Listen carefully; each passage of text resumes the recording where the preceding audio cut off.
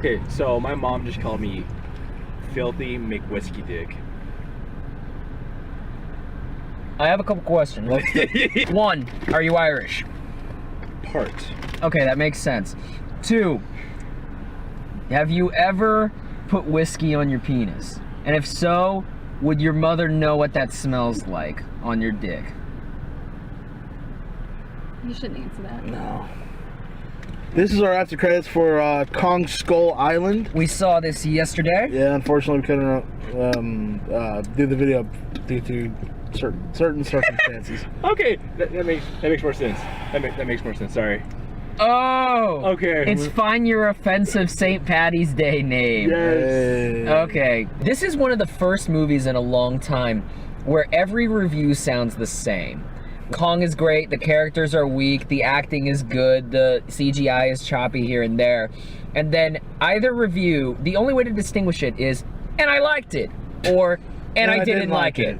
If I've got problems with it, it's that I think the middle is a little slow. Like, I don't think it needed to be 2 hours. You could probably cut it down by a half hour and a couple characters and be all right. You always say a half hour, and I'm like, that's 25% of the film. That's fine for me, because there's not much to it. Well, yeah, but again, every time you say half an hour, it's like, it always occurs to me, 25% of this film. Could I go without 25% of this film? Probably, but it's still like, it's still... Man, I really could with this movie. Scientists and military guys and profiteers led by John Goodman find this island in the South Pacific, rumored to check for geology or like resources or whatever, but there's a fucking King Kong, giant 100-foot monkey there, and all these kinds of creatures, and it's basically just them exploring this island and finding out the mythology of Kong. I wouldn't say this is a prequel. I would say this is a separate story. Like, this is what would happen if 1933 never happened. Yeah. For one, I'm kind of glad that Jordan Vogt Roberts. Put some respect on my name. Sorry. Got away with as much as he did with a PG-13. There's a Cannibal Holocaust reference in this shit. Yeah. And it's graphic as fuck. There are like fucking skulls with like meat still on the bone. Like, fuck, man. Yeah. For a PG-13 movie, they got away with a lot. And I'm like, fuck yeah, good on you. We're going to talk about this movie more in detail with our spoiler section. If you don't want anything spoiled for you in this movie, which you probably have already seen, scroll to the time code right here. We'll give our final thoughts on the film and our scores out of 6 stars. As far as a cast, we've got John Goodman, Sam Jackson, Brie Larson, Oscar-winning actress from Room, Tom Hiddleston, Toby Kebbell from Warcraft, The Monster Calls, and a bunch of other movies that aren't necessarily good, but he's good in. Corey Hawkins and Jason Mitchell from Straight Outta Compton. And Walking Dead. Oh, I'm going to say this wrong. I think it's Jing Tian or Ting Jian. Put some respect on my name. She's a Chinese actress. This is an American and Chinese co-produced movie, so there you go. You got your minority in there. The characters are not written well. They're archetypes. They have one thing and one thing to do. Tom Hiddleston is the tracker, the roguish guy who is in charge and has everything together. John Goodman is sort of like this slimy businessman. Sam Jackson is the hard-ass military officer. Brie Larson is the idealistic photographer. What makes it work is that even with really shitty dialogue and even with not much, these actors are so likable that you will follow them to the ends of the earth doing some bullshit. Now, some people may be completely turned off by those characters and just be like, oh man, you wasted a bunch of actors. My thing is, if you're gonna go for this new reboot of the Monsterverse and King Kong, go big or go home. Yeah. It's a fun fucking monster film. We haven't had one of those in, I think, a long time. Like a fun monster movie. What was the last monster movie you remember seeing? Godzilla. 2014. Yeah. Well, no, the last monster film I saw was Shin Godzilla, and that was a great movie. Okay. I feel like since it is leading up to a ultimate probably what is it called? Destroy all monsters. They might go that route later, but for sure, King Kong versus Godzilla is coming out in 2020. Yeah, and then there's a Godzilla movie coming out in 2019. Is it 19 or 18? 19. Oh shit, we still have to wait for that? King of Monsters, I think. Directed by Michael Dougherty, who did Trick or Treat and Krampus. Nice. My goal with that is to get Michael Dougherty to knock it out of the park with Godzilla 2 and then have him direct King Kong vs. Godzilla, because I think he's a fucking great director. Oh yeah. I guess in talking about this, we can talk about some of the ways that this is different. Like, oh, and the guy we forgot to mention, John C. Reilly. No. Kong is sort of like, you would say the king of the island, but he's more like the steward. He's more of like the guy in charge of making sure everybody is okay. I read in some interviews that Kong is supposed to be a teenager, and it's interesting if you watch the mocap work. I'm gonna put the mocap artist's name down here because he got Andy Serkis's blessing. He's been in some of the Rise of the Planet of the Apes movies recently, and he did a great job in this. It's interesting to see Kong kind of navigate a different role other than guy that wrecks shit or guy that's just a monkey. Yeah. Because you see him actually kind of take care of the things on the island. There's a scene where there's a giant water buffalo stuck underneath, what is it, a rock or like some big helicopter. Helicopter. And then Kong just lifts the helicopter off and keeps on going. He would feel like that giant-ass water buffalo that you can see in the trailer would be able to fucking lift himself up off that helicopter. It was the tail of the helicopter. Yeah, I know, but, you know, whatever. There are these monsters called skull crawlers that go on the island and basically wreak havoc over all of the population. Kong is sort of the guy in charge of keeping the ecosystem balanced and making sure those crawlers don't overrun. And they're giant fucking lizards with like just big old. They're giant fucking crawling lizards, like with 2 arms and a long ass tail. It's fuck it, yeah. It's a cool design, dude. Literally eat every fucking thing. Yeah. What's great about this movie too, I love the creature designs. There's a spider who lives in like a bamboo forest, and his legs are camouflaged to look like bamboo. And at one point, this guy just gets shoved, like the bamboo stalk goes straight through a guy's mouth, a la Cannibal Holocaust. Just boom. And then underneath the spider is kind of like an octopus mouth with some tentacles that come out to like grab a guy and that'll grab a guy and just like pick him up to eat. I thought that was great. Oh, yeah, I thought the water buffalo was really cool. I thought the pterodactyl looking things that reminded me of Jurassic World that had like that sort of a compies. Yeah, that kind of had the saw shark noses. Those guys were cool. I like the walking stick that kind of looks like he has a turtle shell. Yeah. There's a lot of cool shit in here. The walking stick that's like a giant praying mantis but made out of wood and it's like a turtle. Yeah. It's cool as shit. Giant fucking squid. And a giant fucking squid that Kong eats like calamari. Yeah, I was thinking the same thing. And at one point, he's just sitting there like slurping on it, kind of having lunch. This takes place in Vietnam War, like right after everybody's... Pretty much the day after they're gonna pull out. The military guys led by Sam Jackson get called on this mission to help, you know, John Goodman and crew. And then, you know, and then of course, nitpick, I want to pull a nitpick. He was a colonel in the movie, but his nameplate on his desk said lieutenant. Did it? Yes. Oh no. Yeah. And then also at the beginning of the film, the satellite picture of the island looked absolutely different than the other map that we saw later in the ship. CinemaSins, I'm calling you out. I'm taking your job. Sam Jackson plays the Captain Ahab, essentially. Yeah, pretty much. And he once his platoon pretty much is destroyed by Kong because Kong sees it as a threat. Because they're dropping bombs on his fucking home. And so he goes into ape mode, legitimately, and destroys all the helicopters. He goes ape shit? Yeah. And he kills a lot of his men. And so Sam Jackson, in this entire movie, all he wants to do is kill Kong.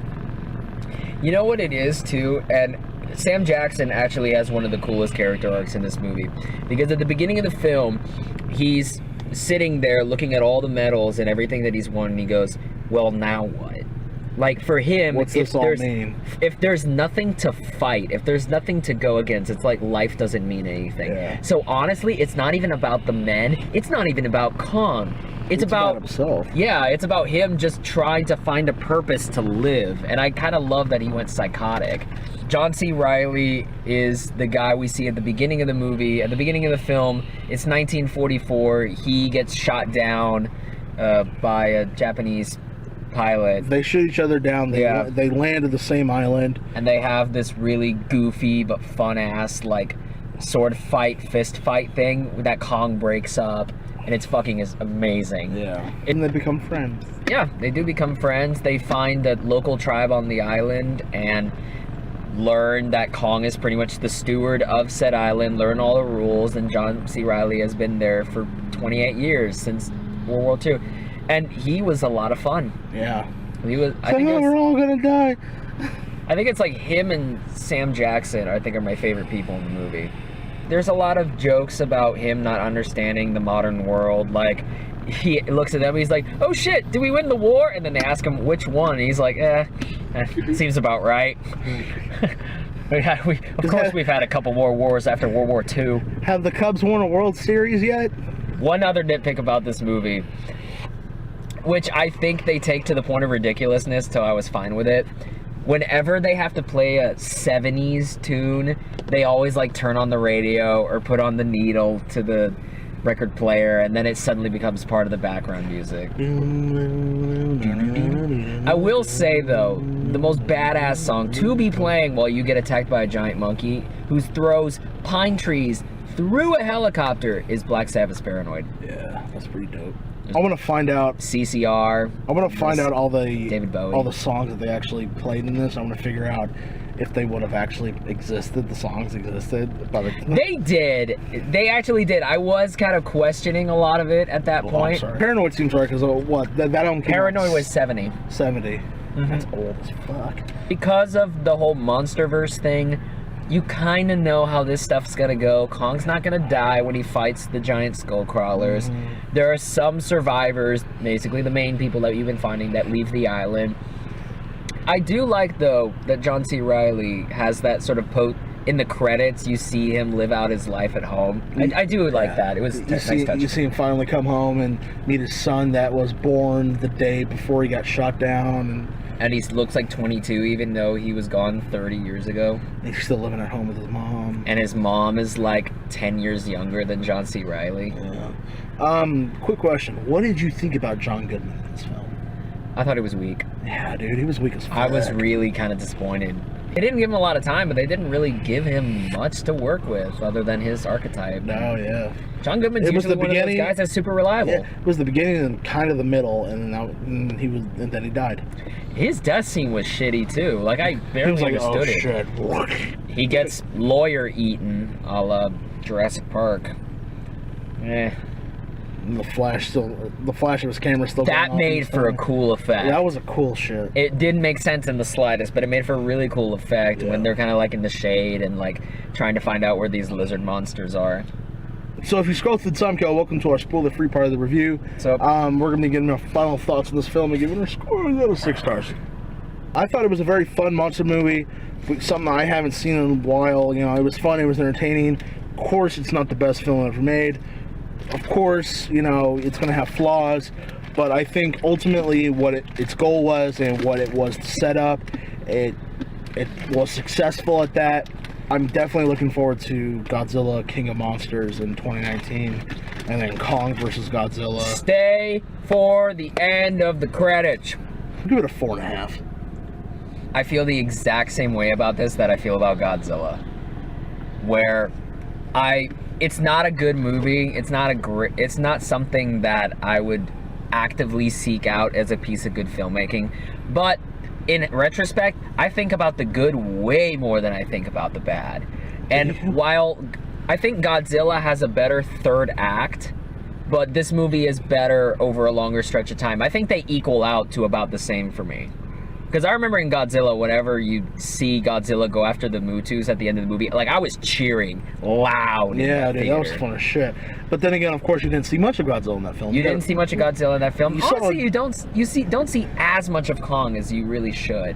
I felt like I had a good screen time with Kong. The stuff that Kong was doing was a lot better, but he was about like 15 minutes of a 2-hour movie. No. Yeah, he was more than that. Yeah, Godzilla had more screen time than that. No, no, he didn't. Godzilla had like 14. Oh, it was 14. Yeah, no. He had way more than Godzilla. No, Kong, I think he had way more than Godzilla. Kong is spread out more, but there's more shit happening in this movie than Godzilla. That's why it feels like Kong was in it longer, because you associate Kong with action. Either way, we need more of these monsters. Yeah, we do. And we're gonna get it. Eventually. Hopefully.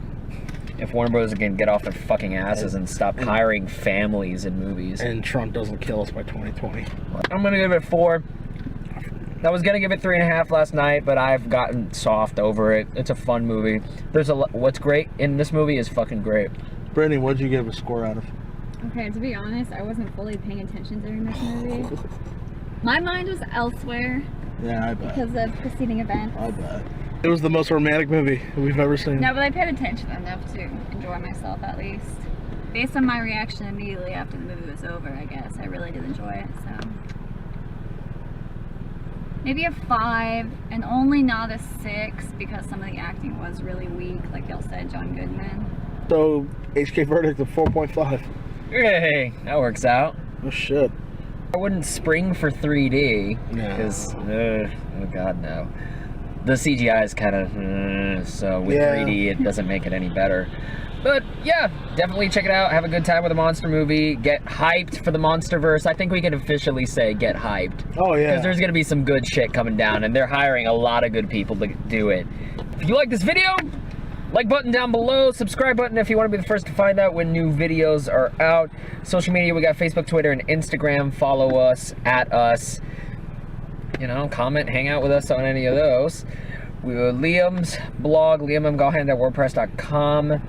Noah is the Cinema Geek on Instagram, and we are filming this right after we filmed Belko Experiment, so this is going to be kind of wonky in timelines, but next week we're going to try to see Power Rangers, Life, Fuck Chips, and next week is HalfKocked's birthday.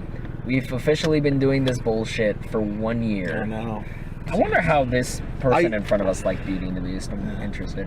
You want to go ass shove a camera in their face? No, that'd be Okay. creepy. The funny thing is, the bestiality movie. Shut up. I feel like the furries. Were you offended by the gay scene? We're gonna celebrate, we're gonna, you know, reflect on the past year and our favorite and not so favorite moments, and, you know, have a great time with that. Anyway, thank you all for watching. Take care, have a good night, and we'll see you later.